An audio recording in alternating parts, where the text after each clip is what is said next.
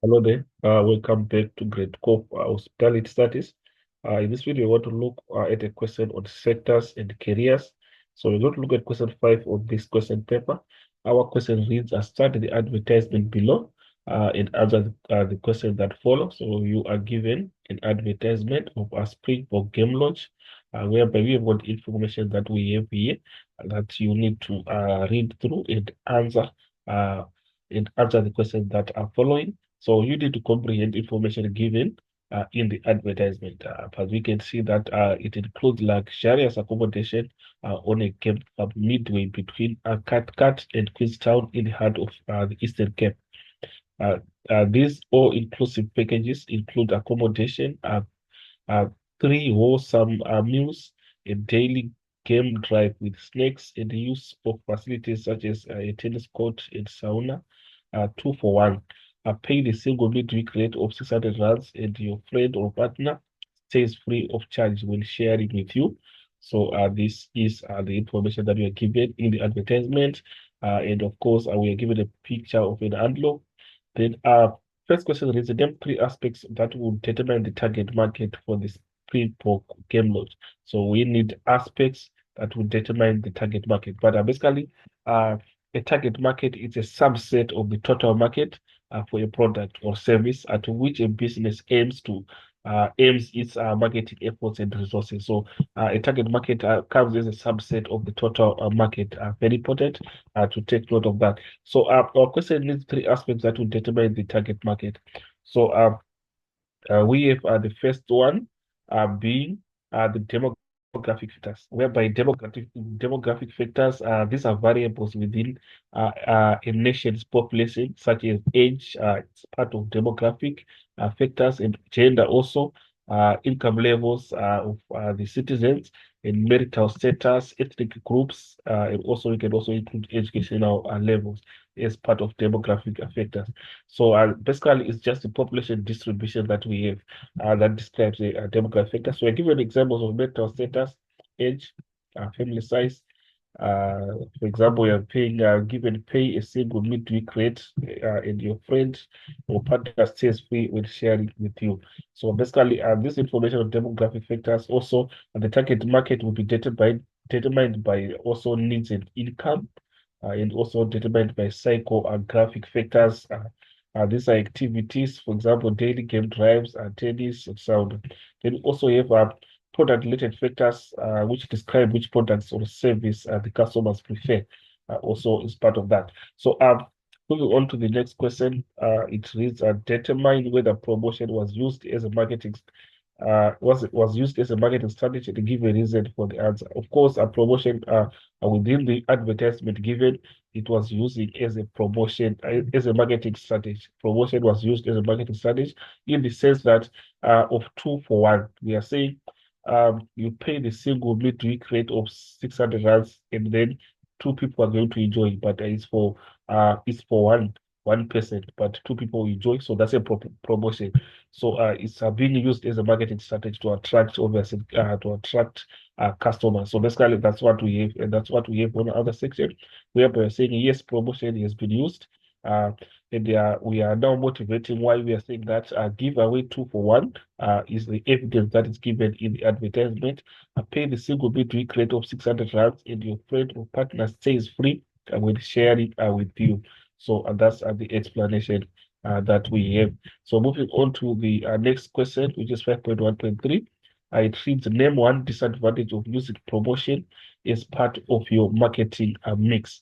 So of course, as much as we can deduce advantages of implementing promotions, you'd see that there are also disadvantages that we can deduce from promotions, whereby we are saying there is loss of revenue that is experienced. For example, in the scenario of the advertisement given, uh, two people are going to enjoy one meal. So obviously, in that case, this is we were supposed to get a revenue for two people, but we are now getting for one person. So that's loss of revenue because you are getting only one amount for two people. So that's how it becomes a disadvantage. So and moving on to the next part, 5.1.4, describe two requirements of the packaging of the snacks. of course, one clear requirement is that what is indicated on the packaging, what is written on the packaging in terms of the quantity that is inside the packaging should truly reflect what is inside. So that is what a basic requirement that we can try to put down. As we are saying, if on the container it's written 2 kgs, so the contents inside should also be accurately reflecting 2 kgs. That's a general requirement that we can easily deduce, whereby we are saying the size of the container should not mislead the customer as to the size of the actual content. So that's exactly as we're trying to explain. That information on packaging should be clear. And what is written on the packaging should also be clear. Packaging should be suitable for the contents. It should be strong, hygienic, and clean also. So I'm going back to our question is that question only requires two requirements. So you're supposed to raise only two. Then number 5, identify 4 aspects that the Springbok Game Lodge could have included in their business and description. So we have a new term that is coming in, that is business description. But business description, basically, it provides an overview of what your company does and also what makes it unique from other businesses or companies. So that's a business description. So the question requires us to identify 4 aspects that the Springbok Game Lodge could have included in their business description.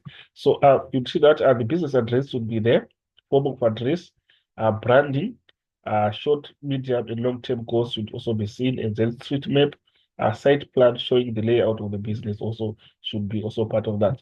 Then moving to the next question, 5.1.6, explain how the Springbok Game Lodge may contribute to job creation and give 2 examples. So we are going to see that obviously with the activities that are taking place at Springbok Game Lodge, they are going to accommodate workers as so that is going to be direct employment as the workers that are going to be employed there at Springbok Game Lodge.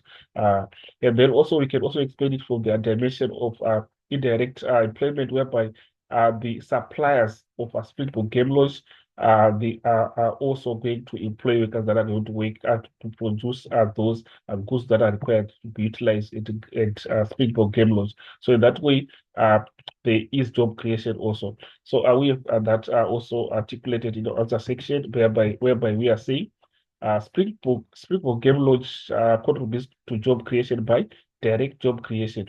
That is positioned in the hospitality industry. Examples are lodge receptionists, that is there in that Springbok Game Lodge. A room attendant again that you see there being employed at Springbok Game Lodge. A tour guide, a chef, a waiters, a doorman. So those are part of the job creation process by Springbok Game Lodge. Then also it can also include the issue of the indirect job creation, where we are saying position that does not form part of the hospitality industry. Examples are manufacturers of the linen used in the lodge. You see that linen is being supplied by another business, but of course, for them to meet the demand of a Springbok Game Lodge, they have to accommodate workers in their own workplaces. So in that case, indirectly, Springbok Game Lodge have contributed to job creation. And then suppliers of food also, food, drinks, and producers of furniture also is part of indirect job creation. So moving on to the next question, which is going to be 5.2.1, it reads, classify the terms below into revenue and non-revenue generating areas in the hospitality industry. So obviously, when it's a revenue generating, we are saying it's a service or a product that is being provided to our customers, and then the business receives money in the form of revenue. So it becomes a revenue. It becomes a revenue generating. So, for example, if you talk about a bar, we have got alcohol being sold there. So obviously the business is going to receive money. It becomes a revenue. And that one is easy to identify. The revenue one is easy to identify. We've got bars, we've got food and beverage. We are going to see that the selling of food and beverages. So obviously, the business will receive a revenue. And then also we can talk about guest rooms also is the clients that are going to come, obviously, they are going to pay a certain amount of money. So we have identified revenue, which means the other ones are non-revenue generating security. These are just services being offered by the employees of employees of the lodge. So there is not generating any revenue. Maintenance again is not part of that. You see that that's what we have. So finance also is not part of that. So we have that also articulated in our other section whereby we are saying for revenue generating areas, we've got bars, food, beverages, guest rooms. And then for non-revenue generating, we have finance, security, and maintenance. So that's what we have on that part. Then moving on to the next question, which is 5.2.2. Explain the interrelationship between sales and marketing and the finance department. Obviously, the marketing is the one that takes place first, whereby the business is making the customers aware of their products or services and are trying to communicate benefits of consuming their services and products. And then after that, the customers come and they are attracted, they come and buy. They come and buy the services or products, and then the business, those are now sales, and then the business will receive revenue.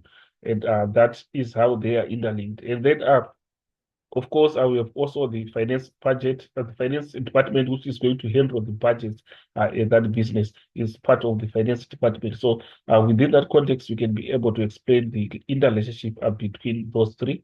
So, other section, we are saying these two departments, we are talking about sales and marketing, depends on each other because sales and marketing is responsible for making potential customers aware of the products and services that the establishment offers. They ensure that the customers make use of the products and services which provides an income for the business. The financial department ensures that the income is spent according to the budget and needs of the establishment. So that's what we have on that part. And then we have 5.2.3, which is the next question that we have. So 5.2.3 says identify 3 duties of the security staff. So we need, obviously, of course, the security staff is always obviously there to make sure that there is no fraud that is going to take place in terms of the clients that are going to come, and make sure that the properties of the business are protected. So basically, that's the essence of the security staff. So in the other section, we are saying monitors property and take note of key controls. And then they must protect the establishment, staff, and the guests from the following criminal activities: credit card scheming, terrorism, information technology, gambling, also fraud. So that is part of the job description of the security staff. Then we have 5.2.4 is saying name 3 entrepreneurial opportunities that may be found in the beverage sector. So obviously, we are going to see that there is also selling of alcohol that is going to be involved. We can try to see what we have in the beverage sector. Movable cocktail bar or liquid chefs is going to be part of that. And then drinks on wheels. Also, in the issue of vendors also is part of that. That is on the last part of our question 5, that question 5.2.4. So thank you for listening, and hopefully the video was helpful. And please, let's not forget to subscribe and share to our channel, and let's take note more typical examination questions will be uploaded on this channel. So let's meet again in the next video.